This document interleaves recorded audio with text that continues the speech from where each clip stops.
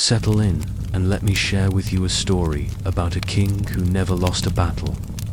It begins not with the clash of swords, nor with the roar of armies, but with a name so enduring that even now, more than 2,000 years later, it feels familiar. Alexander, a boy who would become a king, and a king who would become a legend. But legends can be deceiving. They often shine so brightly that the world around them is forgotten. Behind the brilliance of Alexander's conquests, there were ordinary lives, lived quietly and steadily.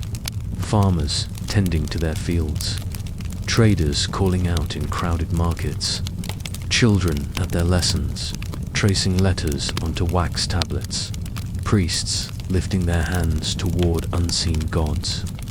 These were the sounds and sights of the world he inherited, the world that shaped him, a world of stone and earth, of olive groves and horsemen, of sacred stories whispered from one generation to the next.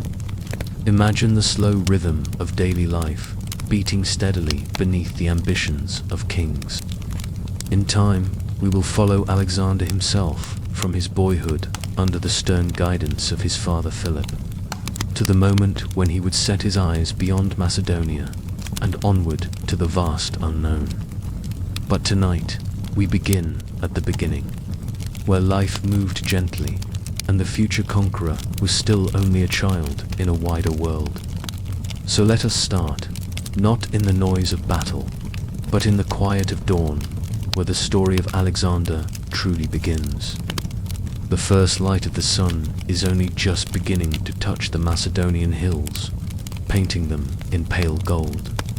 The air is cool and damp, filled with the smell of earth freshly kissed by dew. Thin wisps of mist hang low in the valleys, curling and drifting lazily as though reluctant to leave the shelter of the night.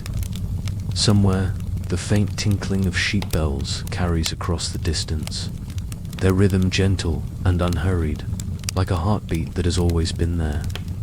Life in this land awakens, slowly but with purpose. In the villages scattered across the hills, men rouse their oxen and guide them into the fields. The wooden plows are heavy, their handles worn smooth by generations of hands. The blades bite into the soil with a deep, steady sound, carving furrows that promise bread and sustenance for the year to come. Each step is measured, each motion familiar. The scent of freshly turned earth rises into the morning air. In the courtyards of homes, women move with their own practiced rhythm. Kneeling by stone mills, they grind grain in a slow, circular motion, the grinding stones producing a low, humming sound. The air fills with the rich, nutty fragrance of wheat as it becomes flour. Soon, when dough meets fire, the comforting aroma of bread will spread through the household. Clay pots simmer on the hearth, their contents simple but nourishing lentils, onions, or barley. Meals are modest but grounding, reflections of a life tied closely to the land. Children wake to this rhythm too. Some, still blinking sleep from their eyes, sit quietly near their mothers, clutching crusts of bread. Others, more restless, spill into the dusty courtyards to play. Their games are often mirrors of the world they see around them, imitations of the farmer, the herder, the warrior. One boy drags a stick behind him like a plow. Another brandishes a thin branch as a spear, calling out the names of Homer's heroes. For here, in Macedonia and throughout Greece, the voices of Homer echo across centuries. The Iliad and the Odyssey are not just stories, but moral compasses, shaping ideals of courage, loyalty, and fate. Even children at play know the cadence of those ancient words. Follow the path into the towns, and the sounds and sights change. Streets, beaten down by countless footsteps, are alive with movement. Merchants set up their stalls beneath woven awnings, their tables crowded with goods. Bronze vessels glint in the morning light, polished until they shine. Terracotta jars hold fragrant oils, their lids sealed with wax. The air is thick with mingling scents, the briny tang of salted fish, the sweet ripeness of figs, the sharpness of garlic, and the earthy depth of olives. Voices rise in a gentle murmur as buyers and sellers bargain. The rhythm of the market is unceasing, a pulse of trade and conversation. In shaded courtyards or beneath colonnades, lessons are underway. Boys of citizen families sit before their tutors, wax tablets on their laps. With careful hands, they press styluses into the soft surface, shaping letters and numbers. The smell of soot from their writing tools clings faintly to their fingers.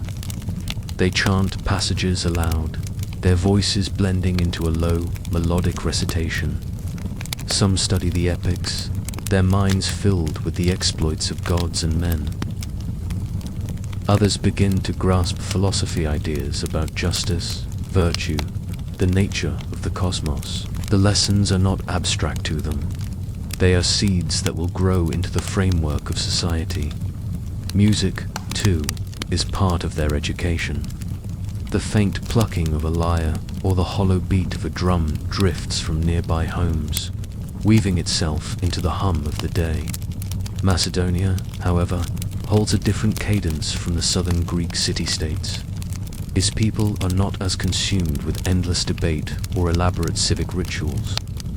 They are farmers and warriors, bound by loyalty to clan and king. The Macedonian bond with the horse is particularly strong. Herds graze on the plains, sleek and muscular, their manes catching the light as they move. The stables smell of hay, leather, and the warm musk of animals. Boys are taught early to ride, to hold the reins with firm but gentle control, to respect the horse as both companion and instrument of freedom. To be a Macedonian is to know the strength of horse and rider as one. Religion flows gently through every layer of this life. In humble households, small shrines stand in corners, marked by flickering oil lamps or bowls of fruit.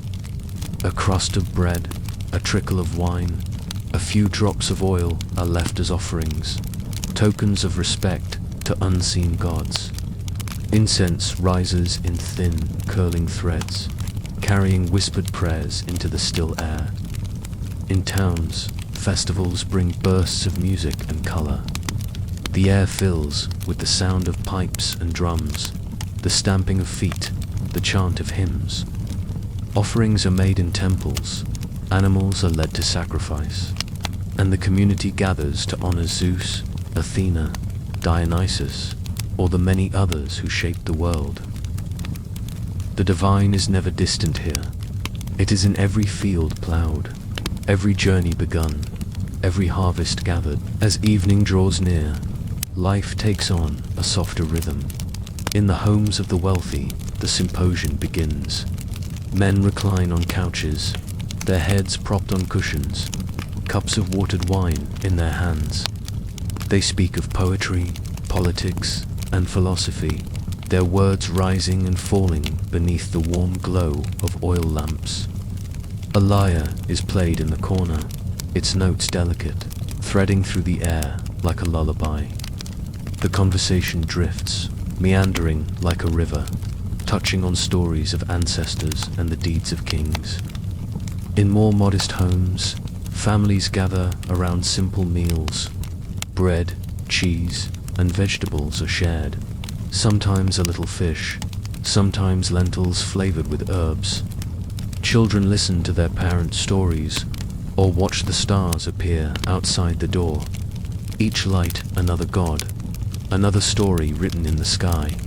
The hearth glows faintly, its smoke rising in a soft ribbon toward the darkened rafters. And yet, above all these daily rhythms, the presence of the king is felt.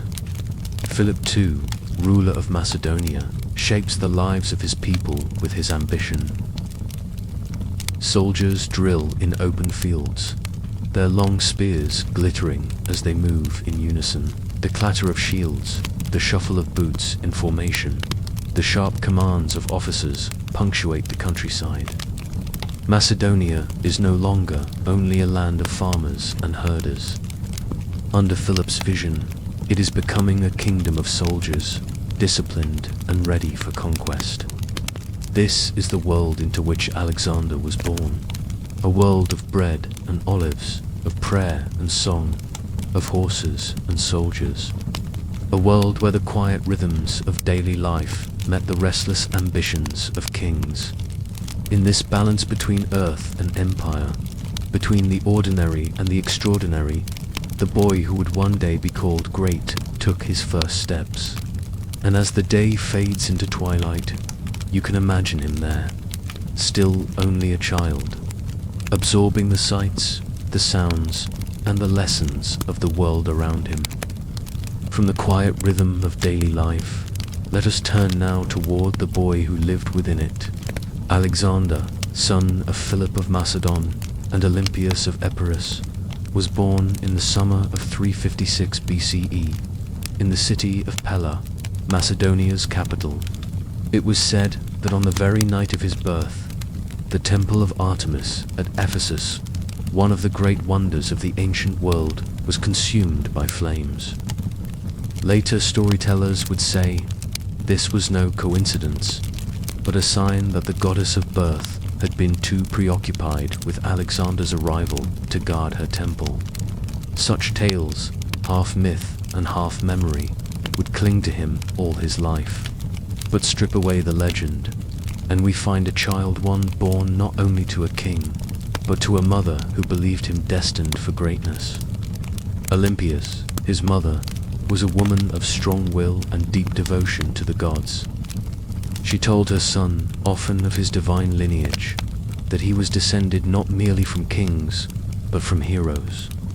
She whispered that Achilles, the greatest of Homer's warriors, was among his ancestors. Imagine being a child, lulled to sleep not by simple bedtime stories, but by tales of gods and demigods, and being told that you shared their blood. His father, Philip, too, left a powerful impression.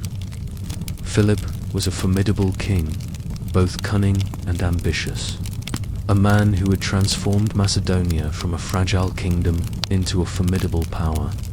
His army, disciplined and innovative, was already feared across Greece. And yet, to his young son, Philip was both model and challenge. He was a father to admire, but also a figure Alexander would one day seek to surpass. As a boy, Alexander showed curiosity and intensity. There are stories of his restlessness, his refusal to accept mediocrity. Once, when envoys from Persia visited Philip, the child Alexander asked them probing questions, not about toys or trinkets, but about the strength of the Persian king, the lay of his lands, the power of his armies. Imagine a boy, barely 10 years old, already dreaming of distant horizons. There was also the story of the horse. One day, a great Thessalian stallion was brought before Philip, wild and untamed. None of his men could ride it, for it reared and kicked, refusing every attempt. The price was high, and Philip was ready to send it away. But Alexander, watching carefully, noticed something. The horse was afraid of its own shadow. Gently, he turned the animal's head toward the sun so that the shadow fell behind, and with calm hands, he mounted and rode. The horse, from that moment, obeyed him. This stallion, called Bucephalus, would remain with Alexander for most of his life, carrying him across countless battles and thousands of miles. The story would become legend, told and retold as a sign of the boy's insight, patience, and destiny. His education was as unusual as his talents. Philip, determined to give his son the best possible guidance, invited none other than Aristotle to be his tutor, in a sanctuary called the Nymphaeum, shaded by groves and flowing with clear water. Alexander and his companions studied under the philosopher's watchful eye. Imagine the scene. Young men seated in a quiet glade, the sound of cicadas in the trees. Aristotle's voice steady as he explained the order of the cosmos, the workings of politics, the roots of ethics. For Alexander, these lessons were not dry abstractions, they were sparks that ignited a restless mind. He read Homer with particular devotion, keeping a copy of the Iliad with him for the rest of his life, as one might carry a talisman. Achilles was not just a hero to him, but a model, a companion, perhaps even a rival. Yet even in these early years, the shadow of power and ambition was never far away. Philip's campaigns kept him often at war, expanding Macedonian influence, securing alliances, and dominating rival Greek states. Alexander grew up watching generals come and go, listening to the clash of strategy, hearing the stories of victories and betrayals. His childhood was never entirely sheltered. It was always bound to the rhythms of war and politics. By the time Alexander was a teenager, he was already proving himself. At the age of 16, when Philip campaigned abroad, Alexander was left in charge of the kingdom. A rebellion rose in Thrace, and the boy did not hesitate. He gathered troops, marched against the rebels, and founded a city and naming it Alexandropolis after himself. Imagine the confidence required for a youth barely older than a schoolboy, claiming land in his own name. It was the beginning of a pattern, boldness matched with success. But perhaps the most significant shift came at Chaeronea. In 338 BCE, Philip faced a coalition of Greek states determined to resist Macedonian dominance. Alexander, then only 18, commanded part of the army. At the crucial moment, he led a cavalry charge that shattered the sacred band of Thebes, an elite corps of soldiers long considered unbeatable. The victory secured Philip's dominance over Greece. For Alexander, it was his first true taste of battle, his first proof that the lessons of childhood could be wielded in the field. Yet, as with all great stories, triumph walked alongside tension. Father and son grew increasingly distant. Alexander admired Philip's strength, but he also bristled under it. He was fiercely attached to his mother, Olympias, who in turn resented Philip's other marriages and alliances. The royal court became a place of intrigue and suspicion, where loyalties shifted like shadows at dusk. For Alexander, the bonds of family were never simple. Then came the turning point. In 336 BCE, Philip was assassinated, struck down during the celebration of his daughter's wedding. The details remain murky, shrouded in rumor and speculation. Some whispered of betrayal, of Olympias's involvement, even of Alexander's own knowledge. But no matter the truth, the consequence was clear. At just 20 years old, Alexander became king. Imagine the weight of that crown. A kingdom still fragile, enemies circling like wolves, allies uncertain, and a father's legacy casting a long shadow. Many doubted the youth's ability to rule. Yet Alexander moved swiftly.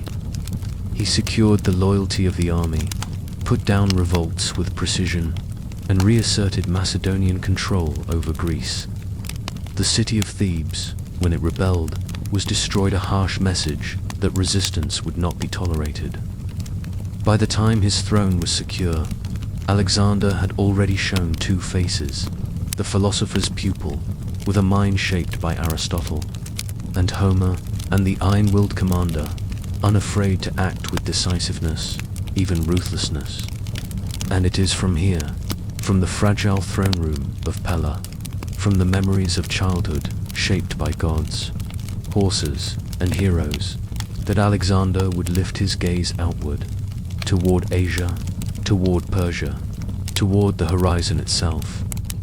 But before we follow him into that vast unknown, let us pause. Let us remain a moment longer in these early years, when the future was still forming, and the boy king was only just beginning to step into his legend. The throne was secure, the rebellion crushed, and the name of Alexander spoken with both fear and awe across Greece. Yet the young king did not content himself with ruling what he had inherited. He had grown up in the presence of ambition. His father's vision of leading Greece into Asia, of humbling Persia, of uniting West and East under a new order. That vision had been cut short with Philip's assassination. But visions, once spoken aloud, do not vanish. They take root, and in Alexander's mind, they blossomed into certainty. Persia, even the name carried weight. An empire vast beyond comprehension, stretching from the coast of Asia Minor through the valleys of Mesopotamia, across Egypt's fertile Nile, and far into the lands of India. An empire old, sophisticated, and immensely wealthy. For 2 centuries it had loomed as a giant, alternately warring with Greece and holding sway over its eastern cities. The Persian kings commanded armies said to number in the hundreds of thousands. They were cloaked in ritual, surrounded by attendants, their halls filled with treasures, their decrees stretching across lands larger than any Greek city-state could imagine. Yet for all its grandeur, Persia was no longer at its height. Many Greeks saw it as a colossus with feet of clay. Rich, yes, but softened by luxury, weighed down by corruption, divided by rival satraps who governed its provinces. To challenge it required audacity on a scale few possessed. And Alexander, just 20 years old, carried precisely that audacity. Before setting foot in Asia, he ensured that Greece would follow. At Corinth, the cities gathered to renew their oath, naming him hegemon supreme leader of their common campaign. This was more than ceremony. It placed him in continuity with his father, gave him legitimacy, and cloaked his expedition not as a personal conquest, but as a grand crusade of all the Greeks. He, their young commander, would avenge the old wrongs of Xerxes and Darius, who had once burned Athens and sought to enslave Hellas. And so, in the spring of 334 BCE, Alexander led his army to the narrow strait known as the Hellespont, where Europe's edge meets Asia's beginning. The waters sparkled under the sun, restless and eternal, a line dividing 2 worlds. Ships waited, their hulls creaking gently, sails shifting in the breeze. Imagine the sight of soldiers, disembarking thousands of them, their armor catching the morning light, spears held upright, shields polished and ready. The air filled with the clatter of hooves as horses were led ashore, the low rumble of voices in a dozen accents, the cries of sailors pulling ropes taut. Amid this bustle, Alexander himself performed a gesture that bound action to symbol. He leapt from his ship, spear in hand, and thrust the point into the soil. From Asia, he declared, I accept this land as a gift of the gods. It was theatre, yes, but also oath and prophecy. To his men, it was a declaration that this was not a raid, not a fleeting strike, but the beginning of something greater, the claiming of a continent. Before pressing on, Alexander turned aside for pilgrimage. He traveled to the ruins of Troy, the city immortalized in Homer's verses. The walls were fallen, the palaces long crumbled, but the memory of the place still breathed. Standing upon the windswept plain, Alexander paid homage to Achilles, his chosen hero, laying a wreath upon the tomb. He took up ancient weapons, said to be preserved there, holding them as if to draw strength from the shade of the warrior who had fought before him. To his companions, it was as though Homer's poetry was stepping into the present, and Alexander, the new Achilles, prepared to write his own epic in deeds rather than in song. Soon, the first test arrived. At the river Granicus, Persian satraps had drawn up their forces. The river cut across the plain, swift and churning, its far bank bristling with cavalry.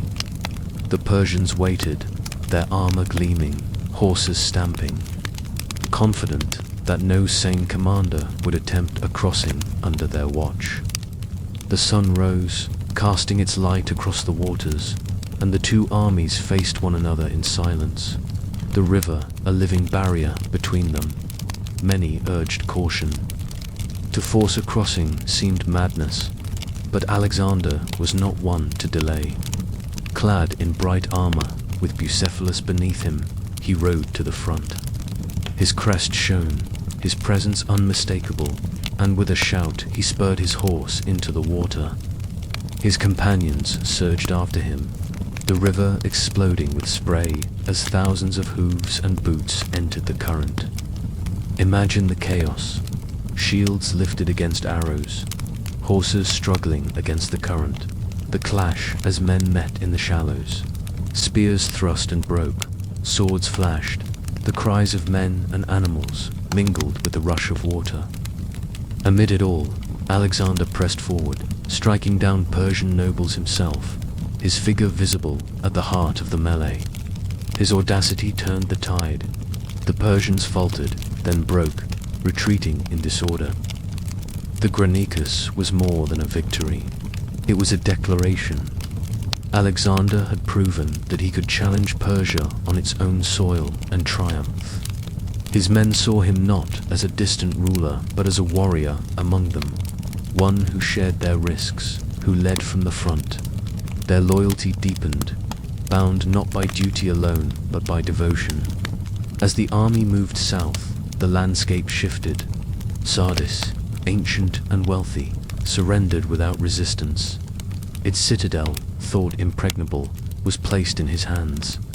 The treasuries of Asia Minor began to swell his coffers, funding the campaign. Other cities opened their gates as well, some out of fear, others out of hope. For Alexander was careful. Where tyrants had ruled under Persian shadow, he restored democracies.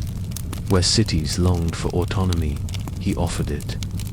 In this way, conquest became liberation, and many who had braced themselves for a conqueror found instead a restorer. Still, the Persian king himself could not be ignored.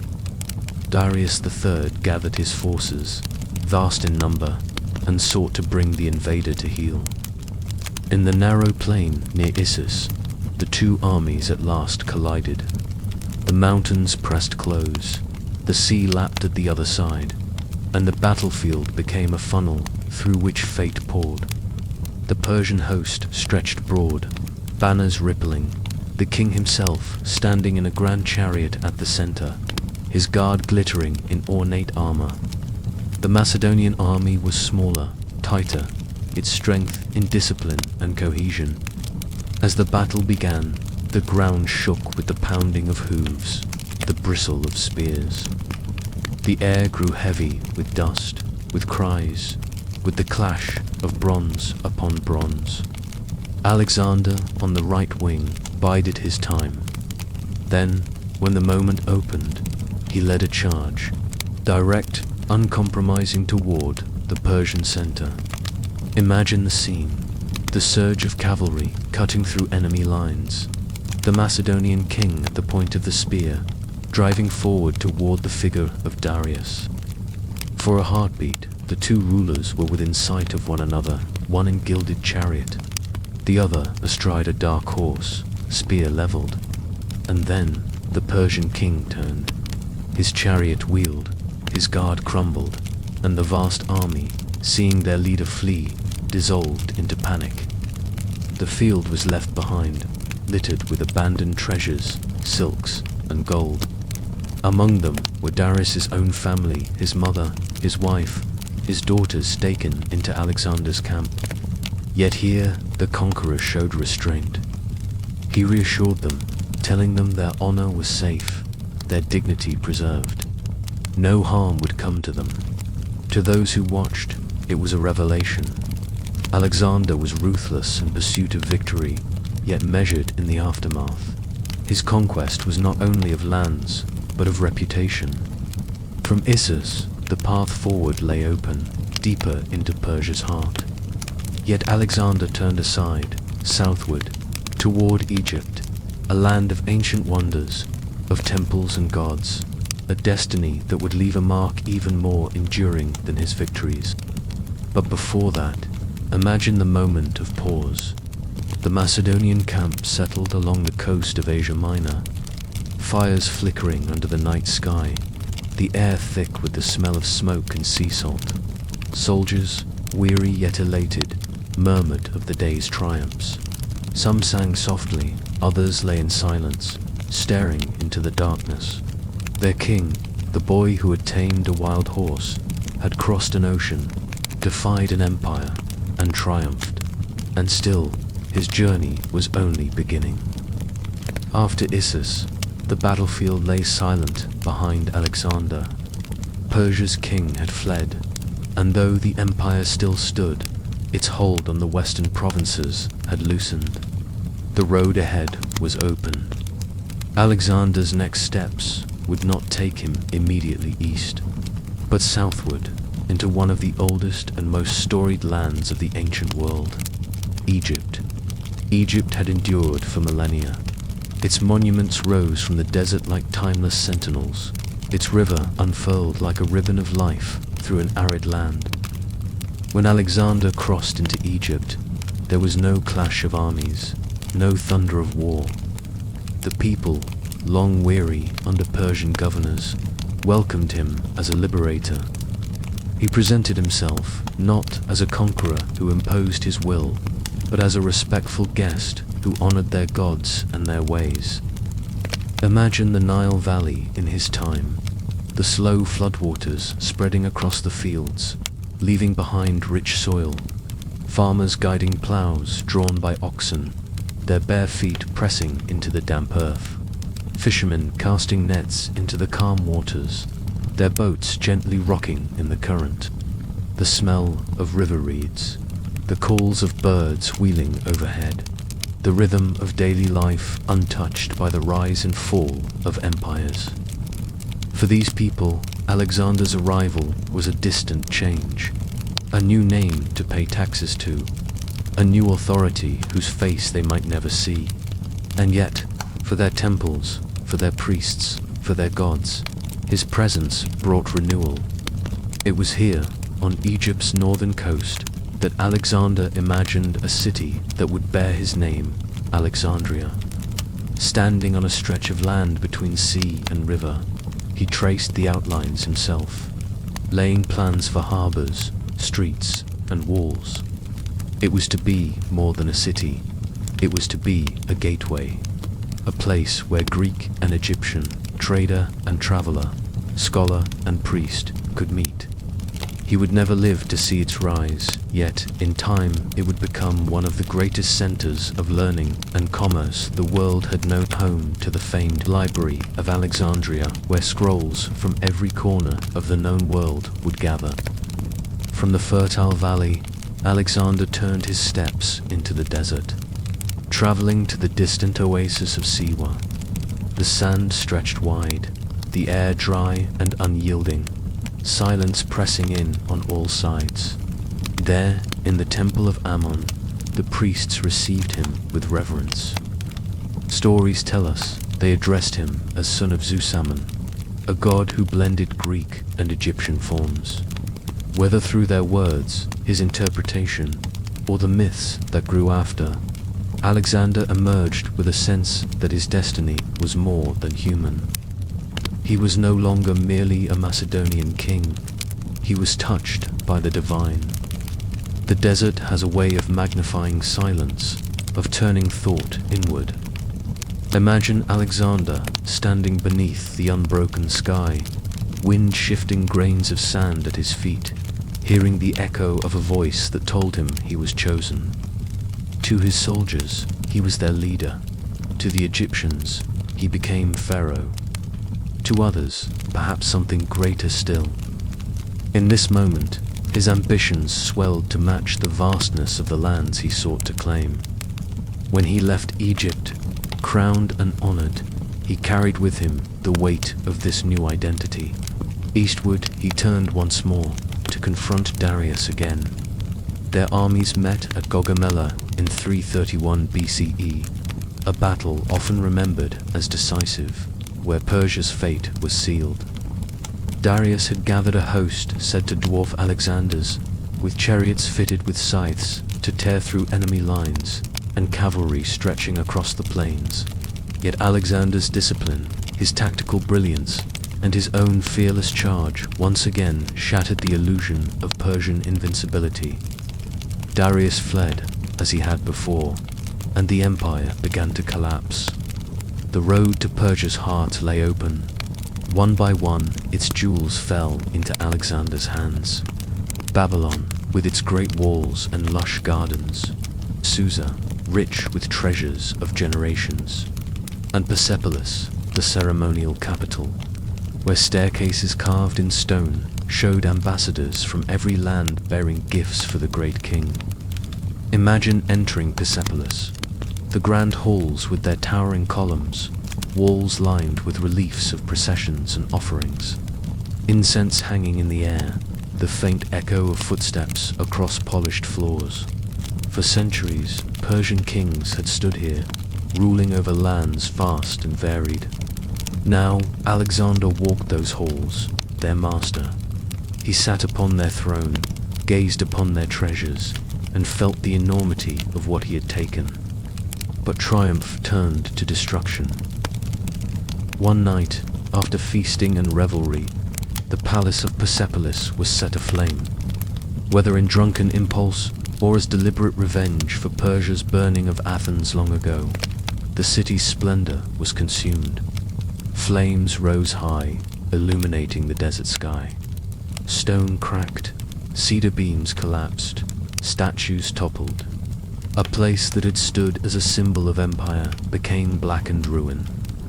Some say that at dawn, as the embers cooled and the smoke drifted into the air, Alexander walked among the ashes and felt regret. He had conquered the city only to destroy what could never be remade.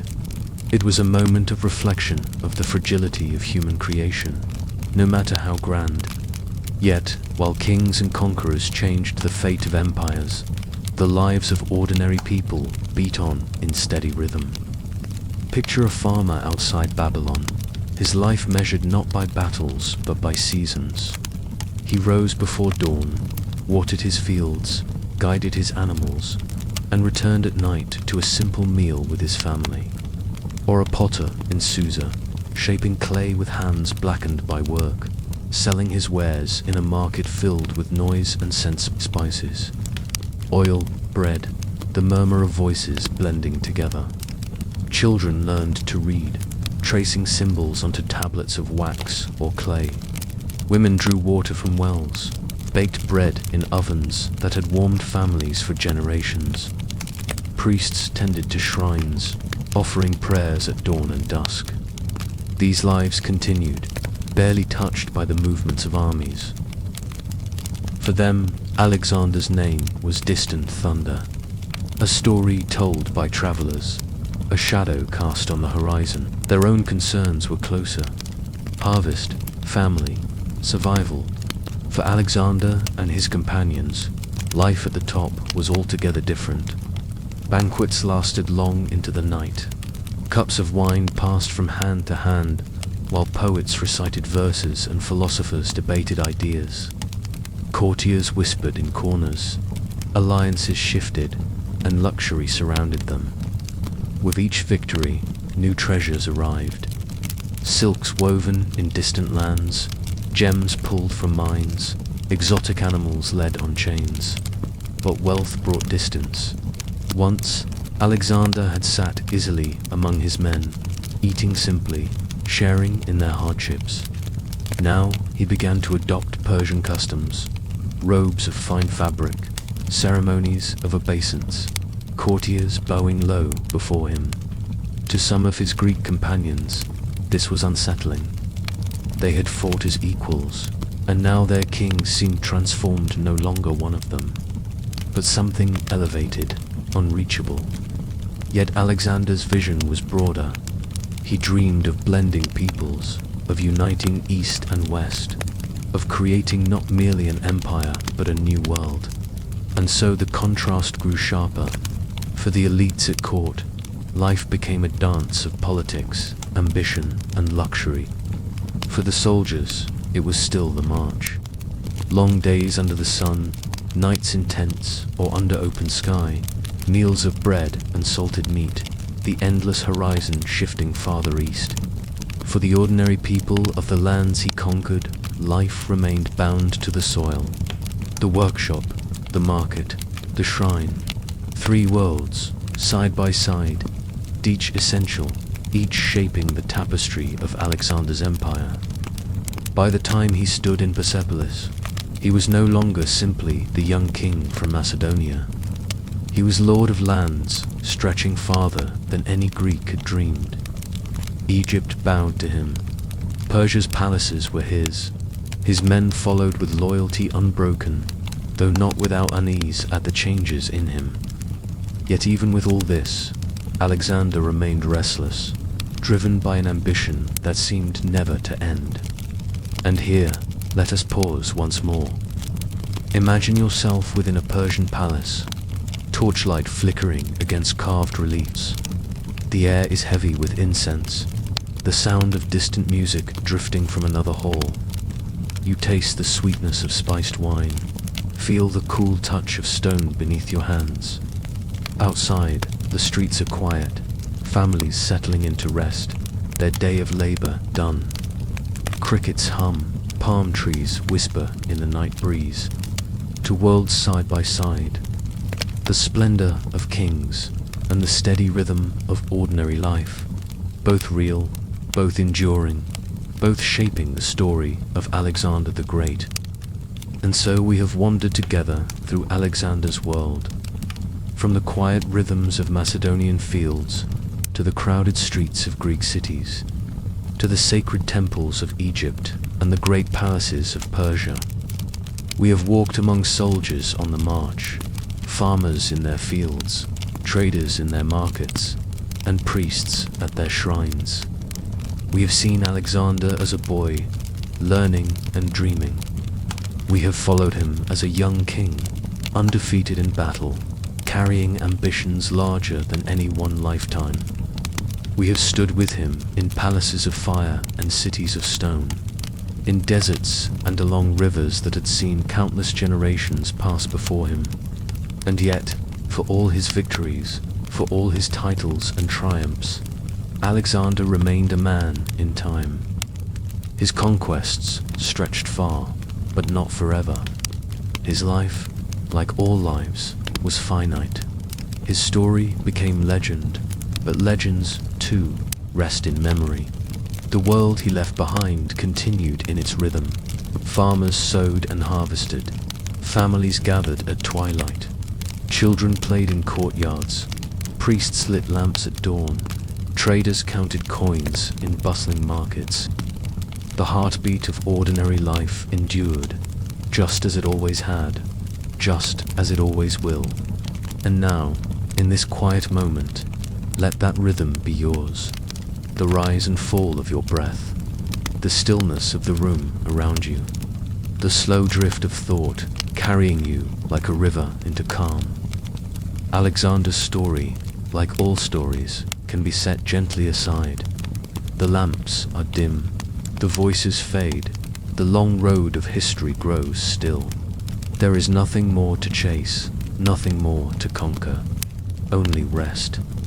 So close your eyes, if they are not already closed. Let the weight of the day slip from your shoulders, and sleep, knowing that history will wait patiently until morning.